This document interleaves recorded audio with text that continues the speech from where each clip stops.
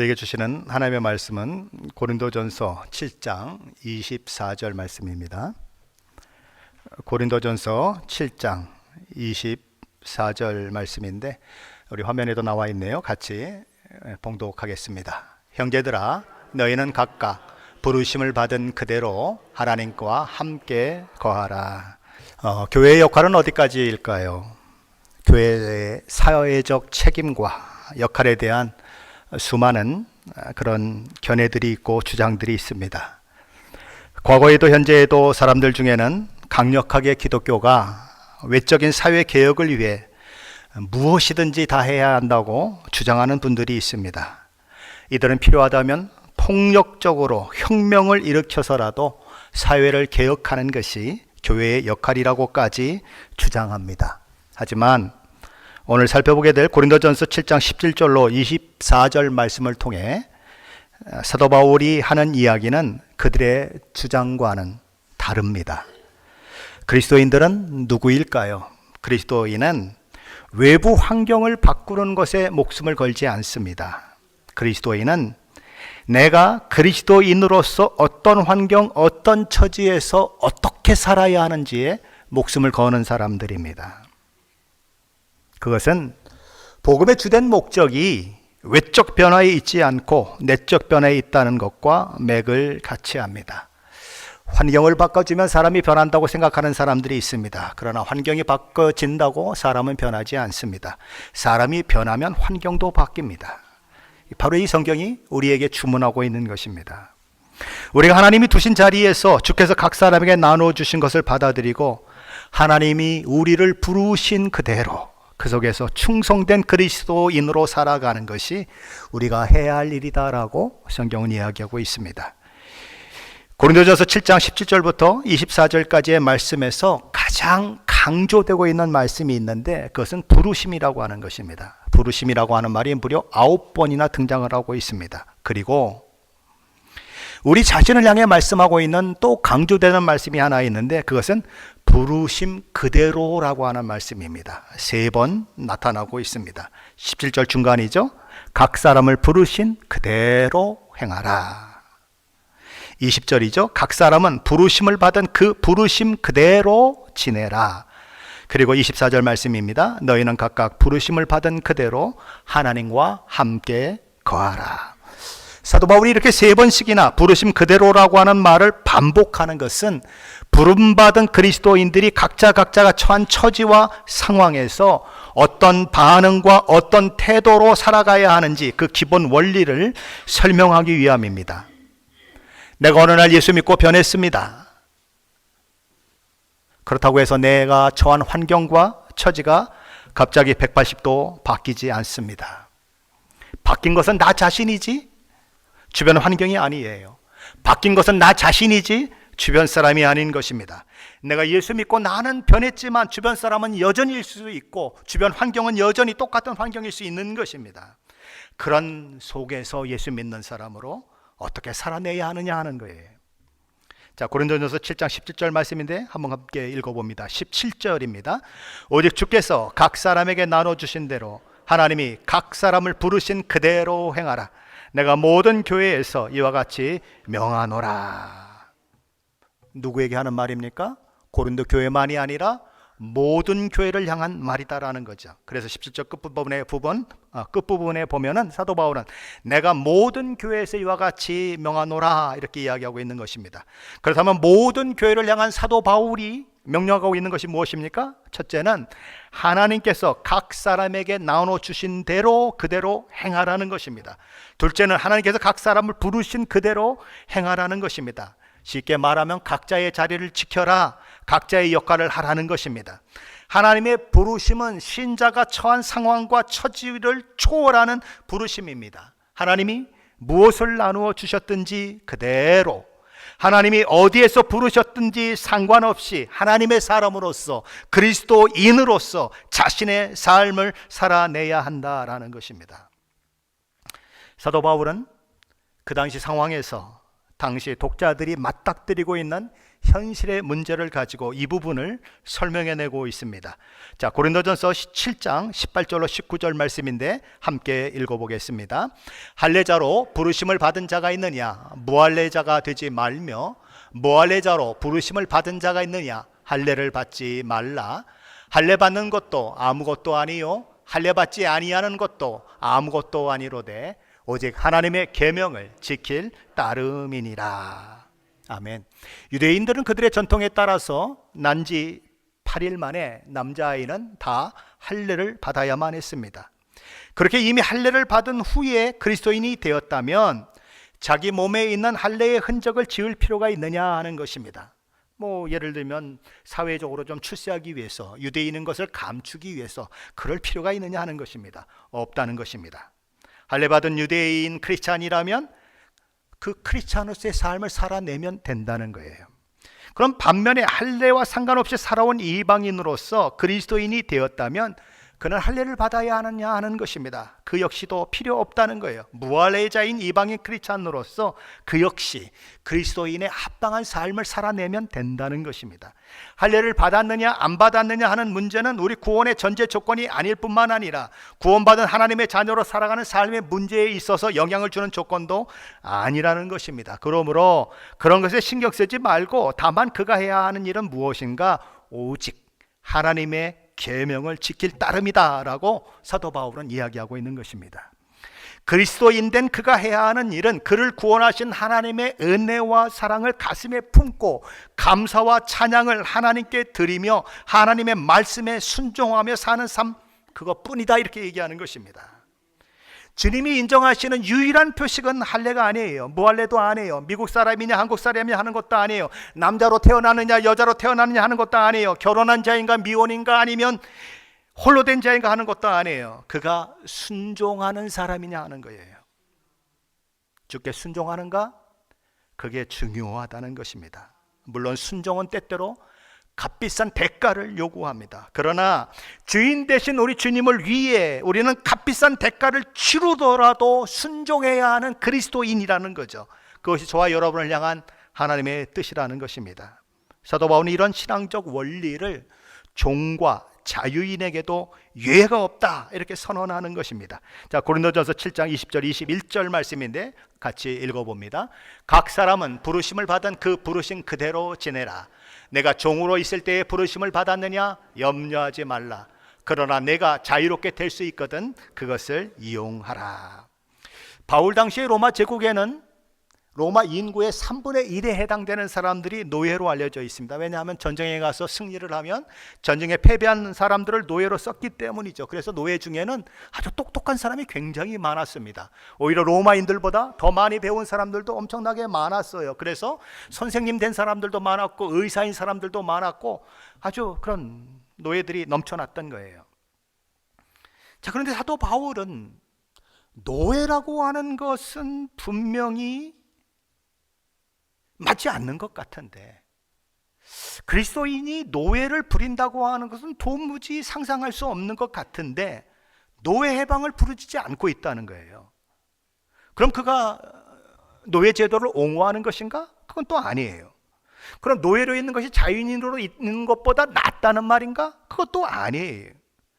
그는 그럼 왜 이런 이야기를 하고 있느냐는 것입니다. 그의 이야기의 핵심은 노예로 있다고 하더라도 하나님의 말씀에 순종하는 그리스도인으로 살 수 있다라는 거예요. 노예라도 자유인 못지않게 주님께 순종하며 그분을 섬길 수 있다는 거예요. 다시 말해서 저와 여러분이 아무리 끔찍하고 고통스럽고 부당한 환경 가운데 있어도 우리는 그리스도인으로 살 수 있다는 거예요. 그걸 막을 수 있는 것은 세상에 아무것도 없다는 것입니다. 무엇이 문제예요? 정당이 문제예요? 민주당인가 공화당인가 그게 문제예요? 아니에요.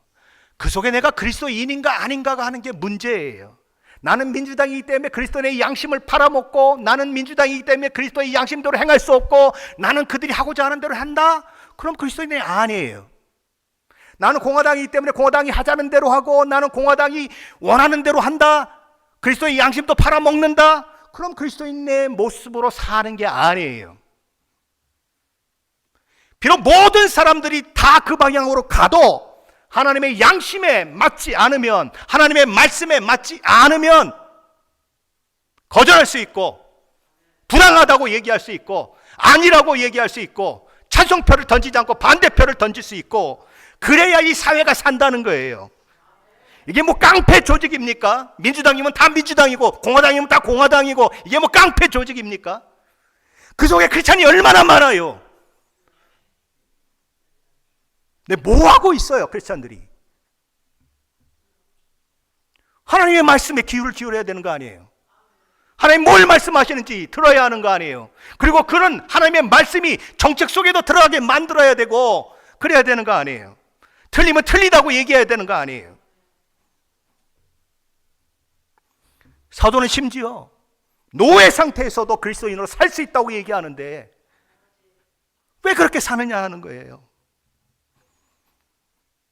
노예 상태에서도, 독재 국가의 통치 아래서도, 부도덕하고 성적 타락이 만연한 사회 속에서도, 극심한 가난과 어려움 속에서도 그리스도인은 주님을 충성되게 섬길 수 있다는 거예요. 사도 바울은 에베소 6장에서도 종된 그리스도인에 대한 이야기를 합니다. 에베소서 6장 5절로 7절 말씀인데 한번 같이 읽어보겠습니다. 종들아, 두려워하고 떨며 성실한 마음으로 육체의 상전에게 순종하기를 그리스도께 하듯 하라.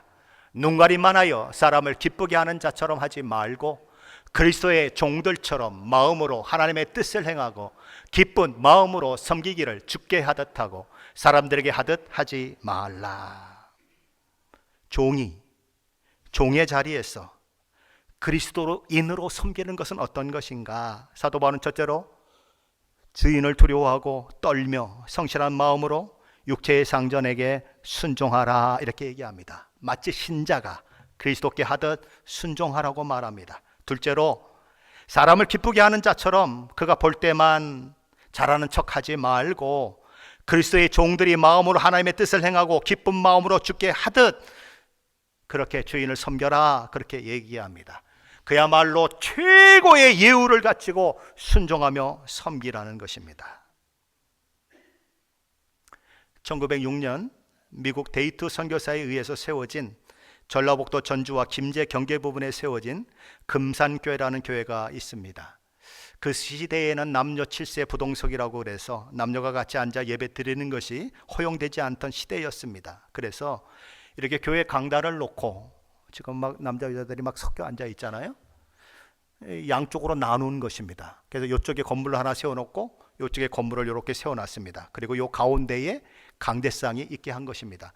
그러니까 이쪽에서는 옆에 모습을 보겠죠, 목사의. 이쪽에서도 목사의 옆에 모습을 보겠죠. 그래서 이쪽에는 남자가 앉고 이쪽에는 여자가 앉게 한 겁니다. 그러니까 남자는 여자를 볼 수 없고 여자는 남자를 볼 수 없는 상태인데 누구만 봅니까?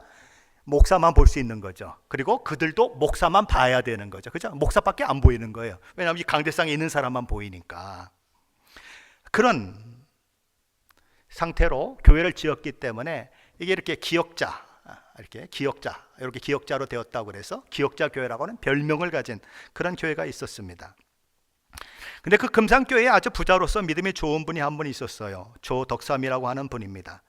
그는 충성스러운 교회 일꾼이었고 교회의 재정 대부분을 충당할 만큼 헌금도 많이 하는 분이었습니다. 그런데 어느 날 이 조덕삼 씨의 집에 이자익이라고 하는 청년이 찾아옵니다.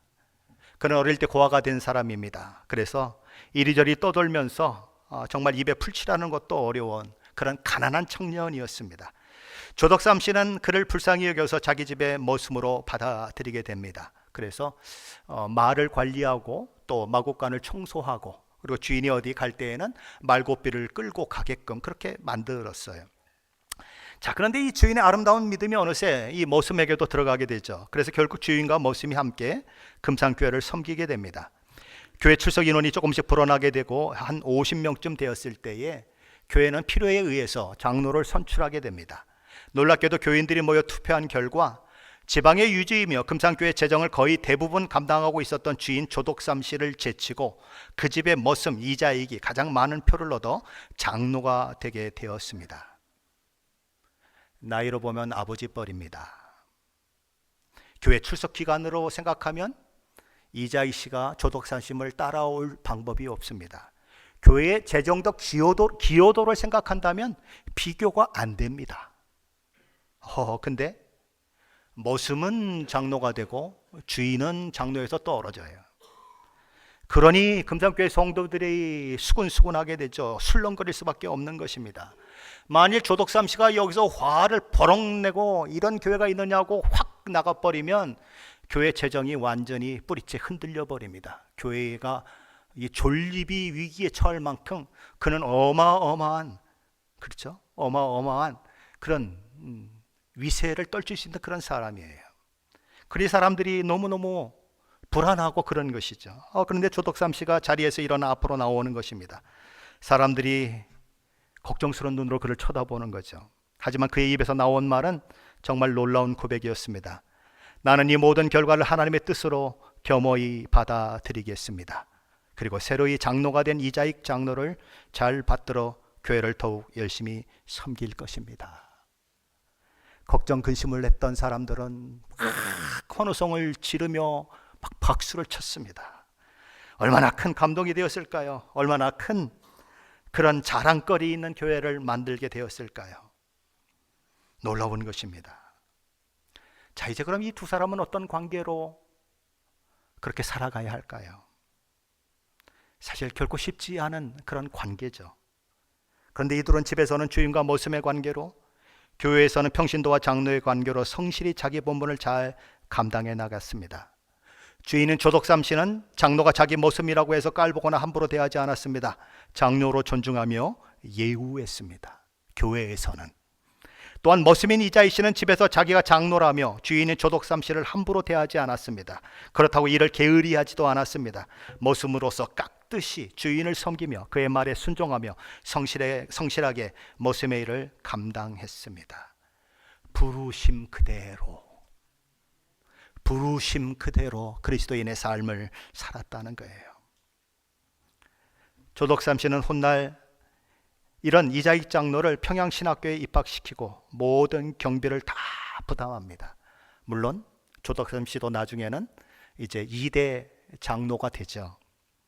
그리고 이제 그가 신학교를 졸업하고, 이자익 씨가 신학교를 졸업하고 목사가 되자 그를 자기 교회 담임 목사로 청빙을 하는 것입니다. 그래서 금산교회 담임 목사가 됐습니다. 머슴은 담임 목사가 되고 주인은 장로가 되어서 아름답게 섬겼다라는 거예요. 이게 우리 한국교회가 자랑할 만한 아름다운 이야기예요. 오늘 이런 일이 우리 교회에 일어난다면 우리는 이렇게 행할 수가 있을까요?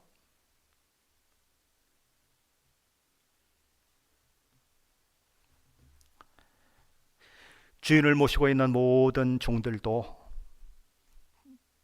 주인이 그리스도인이든지 아니든지 상관없이 자기 자리를 지키며 이 이자익 씨와 같은 길을 걸어가라는 것입니다.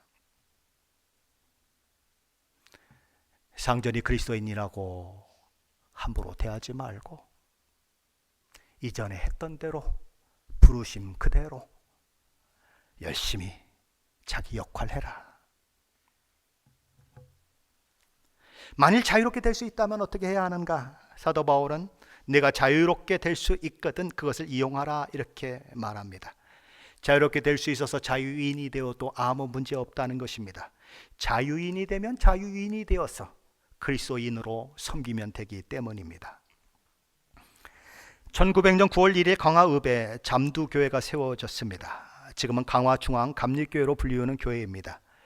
이 교회는 자식도 없이 혼자 살고 있지만 재물에는 여유가 있었던 김치성을 가진 과부 아주머니가 출석하고 있었습니다. 80이 넘어서 교회를 나왔습니다. 근데 한글을 읽지 못했던 그런 분이었어요. 그런데 하도 성경을 보고 싶은 마음을 간절하다 보니까 어느 날 한글을 깨치는 일들이 일어나고 성경을 사랑하는 마음으로 성경을 읽게 되었습니다. 근데 이분에게는 복섬이라고 하는 여종이 있었습니다. 그렇죠? 80이 넘은 나이에 홀로 사는데 여종 복섬이가 있어서 그를 섬기고 있으니 복섬이라고 하는 존재는 그에게는 없어서는 안 될 귀한 존재였죠. 근데 어느 날 김씨 아주머니가 마태복음 18장을 읽어가다가 18절 말씀에서 멈추어 서게 됩니다. 마태복음 18장 18절 말씀은 어떤 말씀일까요? 우리 화면을 보시면서 함께 읽어봅니다. 진실로 너희에게 이르노니 무엇이든지 너희가 땅에서 매면 하늘에서도 매일 것이요 무엇이든지 땅에서 풀면 하늘에서도 풀리리라. 이 김씨 아주머니는 이 말씀을 읽다가 자신과 복소미의 관계를 생각했어요. 사실은 그런 의미는 아닌데 그렇게 적용을 했어요. 이분은 몸종 복서미를 데리고 있는 것을 매는 것이다 라고 생각했습니다. 그리고 자신이 그것을 풀어주어야 하늘에도 풀린다고 그렇게 성경이 얘기하고 있는데 자신이 풀어주지 않는다면 하나님의 뜻을 거부하는 것이라고 생각을 했습니다. 그래서 그는 주일 예배 후에 증인으로 교회 교인들을 자기 집으로 부릅니다. 그리고 그 자리에 여종 복소미도 불러놓고는 이렇게 이야기를 합니다. 성경 말씀을 보니 우리 주인은 하늘에 계시고 우리는 다 같은 형제요 자매라고 합니다. 그런데 내가 어찌 하나님 앞에서 주인 노릇을 할 수 있겠습니까? 또 내가 복소미를 몸종으로 부리는 것은 땅에 메어놓고 풀어주지 않는 것과 같은 것인데 그러고서야 어찌 내가 하나님의 복을 받을 수 있겠습니까? 말을 마친 김씨 아주머니는 문갑에서 복서미의 종 문서를 꺼내 들었습니다. 그리고 교인들이 보는 앞에서 불에 태워버렸습니다. 그리고 종 문서를 태워버린 이 김씨 아주머니는 복서미를 바라보며 이렇게 말을 했습니다. 복서마, 지금 이후 너는 내 종이 아니다. 너는 자유의 몸이 되었으니 내 집을 나가도 좋다. 갑작스런 주인 마님의 선언에 복서미는 너무 놀라 울며 김씨 아주머니에게 매달리다시피 하며 애원을 했습니다. 마님, 그게 무슨 말입니까? 절대 그럴 수 없습니다. 저는 마님을 두고 나갈 수 없습니다. 나가라, 못 나갑니다. 나가라, 못 나갑니다. 두 사람 사이에 실갱이가 벌어졌습니다. 그래서 결국은 어떻게 하기로 했냐면 복서미를 김씨 아주머니가 양딸로 삼기로 결정을 내렸습니다. 그러니 그것을 바라보고 있는 성도들의 마음은 얼마나 기뻤겠습니까?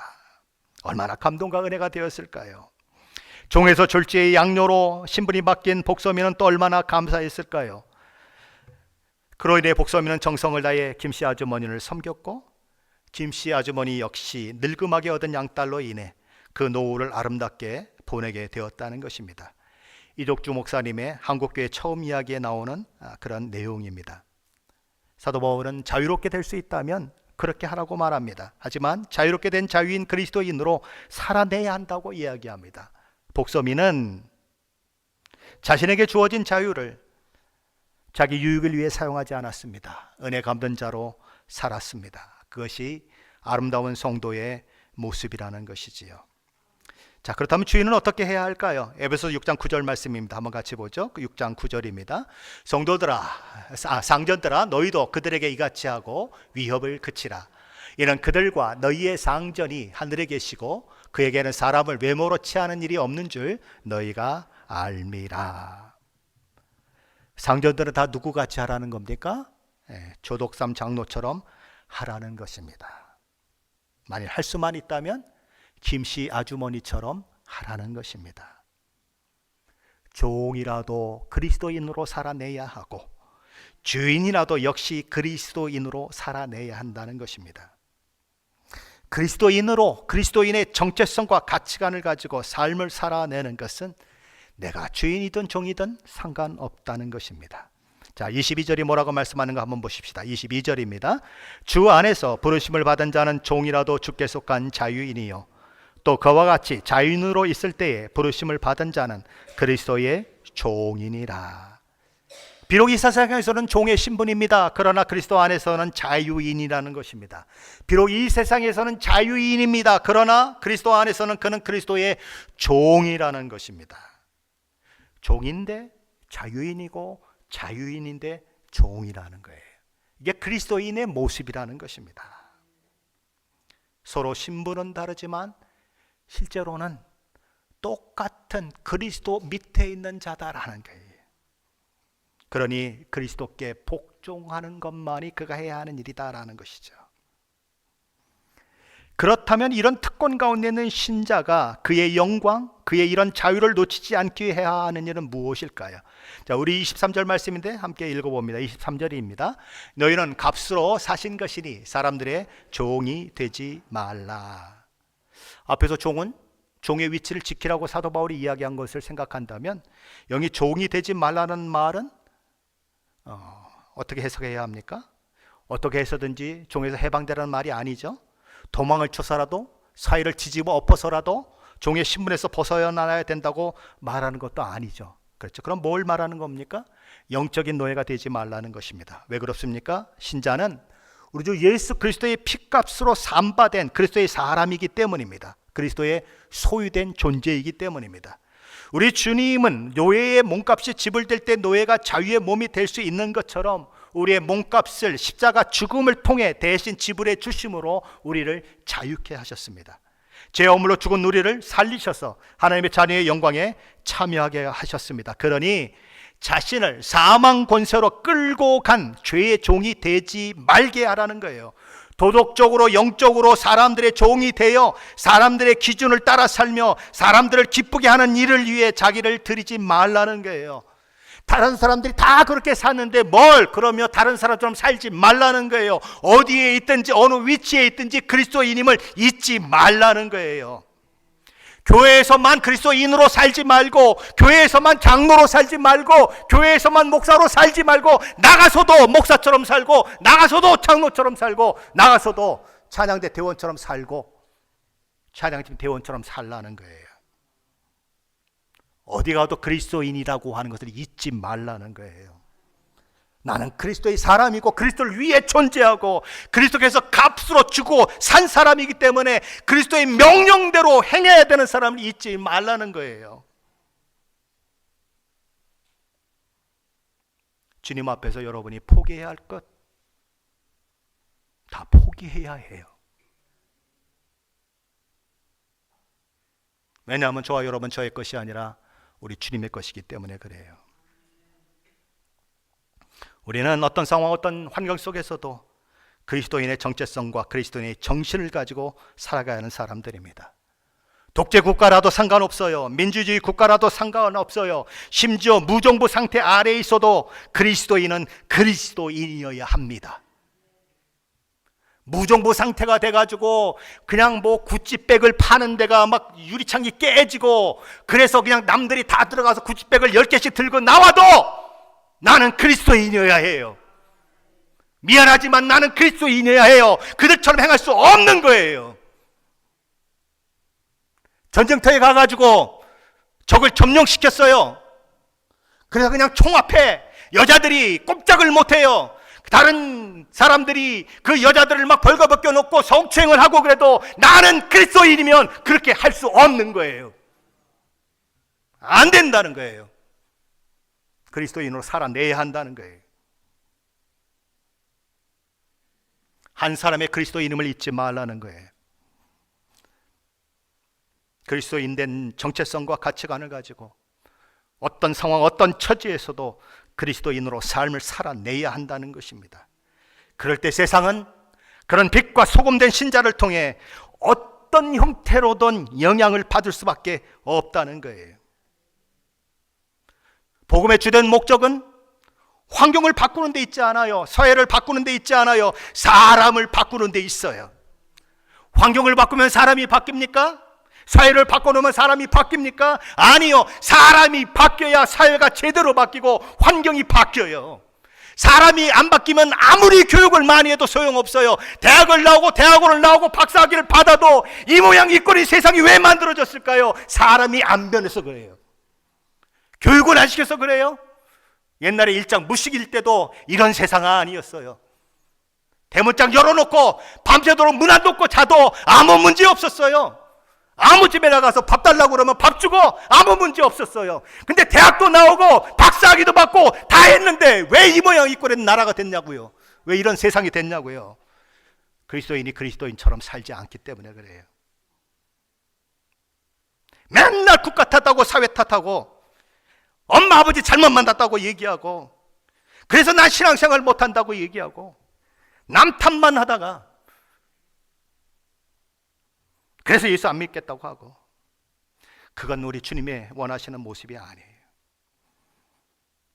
상황이 어떠하든지 어떤 처지에 있든지 그리스도인은 그리스도인이에요. 빛은 결코 어둠이 될 수 없어요. 소금은 결코 맛을 잃을 수 없어요. 세상이 어두우면 어두울수록 빛은 빛날 수밖에 없는 것이고, 세상이 썩은 냄새가 진동하면 진동할수록 소금은 더 가치가 있는 거죠. 싱거운 음식처럼 살맛 안 나는 세상 속에 짠 소금처럼 살맛 나는 기독교인이 있을 때 이 세상은 아름다워지는 거죠. 하나님께서 저와 여러분을 어디에 두셨습니까? 어떤 자리로 부르셨습니까? 그 자리가 거룩한 하나님의 임재의 장소가 되게 하십시오. 그 자리가 그리스도의 냄새를 풍기는 자리가 되게 하십시오. 그리스도의 빛과 소금이 되는 자리로 만들어내십시오.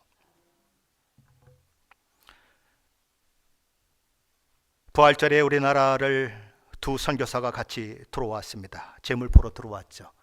아펜젤로 선교사님, 언더우드 선교사님, 한 분은 감리교 선교사고 한 분은 장로교 선교사죠. 언더우드 선교사가 처음 초기 선교 편지를 미국에 보내게 되는데 거기 이런 내용이 있습니다. 주여, 지금은 아무것도 보이지 않습니다. 주님, 메마르고 가난한 땅, 나무 한 그루 시원하게 자라오르지 못하고 있는 이 땅에 저희들을 옮겨와 앉히셨습니다. 그 넓고 넓은 태평양을 어떻게 건너왔는지 그 사실이 기적입니다.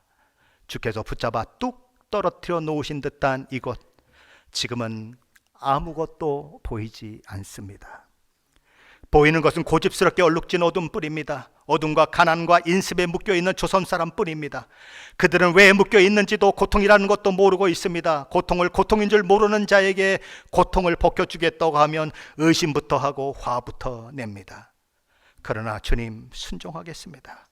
겸손하게 순종할 때 주께서 일을 시작하시고 그 하시는 일을 우리들이 영적인 눈이 볼 수 있는 날이 있을 줄 믿나이다. 지금은 우리가 황무지 위에 맨손으로 서 있는 것 같사오나, 지금은 우리가 서양귀신 양귀자라고 손가락질 받고 있사오나, 저희들이 우리 영혼과 하나인 것을 깨닫고 하늘나라의 한 백성 한 자연임을 알고 눈물로 기뻐할 날이 있음을 믿나이다. 이곳이 머지않아 은총의 땅이 되리라는 것을 믿습니다. 주여, 오직 제 믿음을 붙잡아 주소서. 얼마나 힘들었을까요? 얼마나 고통스러웠을까요? 미국에서 얼마나 잘 나가는 사람이었는데 그 미개한 나라에 가서 서양 귀신이다라는 소리를 들어가며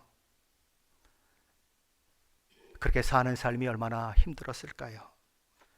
시간은 흘러가는데 한 사람의 영혼도 구원하지 못하는 그 아픔은 얼마나 컸을까요? 그러나 언더우드 선교사님은 포기하고 물러서지 않았습니다. 왜냐하면 그 자리가 주님이 부르신 자리임을 알았기 때문이죠. 주님이 두신 자리이기 때문에 자신은 지켜내야 한다고 생각하는 것입니다. 그게 믿음의 뚝심이에요. 그가 만일 포기하고 돌아갔다면, 다른 선교사들도 너무 힘들어서 포기하고 돌아갔다면 우리 고국의 아름다운 그런 신앙의 이야기는 없습니다. 어쩌면 저와 여러분도 이렇게 신앙을 갖고 있지 못할 수도 있습니다. 믿음을 가지고 자기를 부르신 자리를 지켜낸 결과 우리 고국은 동양의 예루살렘이라고 불릴 만큼 놀라운 기독교 부흥을 경험하고 어디를 가도 늘 교회를 이렇게 개척하고 예배를 드리는 민족이 되었어요. 사랑하는 성도 여러분은 지금 어떤 처지, 어떤 상황 가운데 있습니까? 이 언더우드 선교사의 기도가 저와 여러분의 기도가 되어서 보이지 않아도, 만져지지 않아도 우리를 두신 그 자리에서 그리스도인으로 살아내시는 일들이 있으시기를 바랍니다. 사방으로 포위된 것 같고 답답하기만 하고 낙심될 것 같은 형편 가운데 떨어지고 꼬꾸러짐 당할 것 같고 망할 것 같은 상황과 처지 속에서도 그리스도인으로, 주의 자녀로 저와 여러분에게 지어진 십자가를 지고 주님처럼 십자가의 길을 걸어가십시오. 그 길은 다만 십자가의 길이 아닙니다. 영광의 길입니다. 하나님의 승리를 주시는 길이에요. 지금 보이지 않는 것 때문에 그러니 포기하지 마시고 믿음으로, 믿음의 뚝심을 가지고 견뎌내십시오. 저와 여러분을 부른 자리에서 최선을 다해서 믿음으로 살아내십시오. 그 속에서 하나님이 일하실 것입니다. 기도하십시다.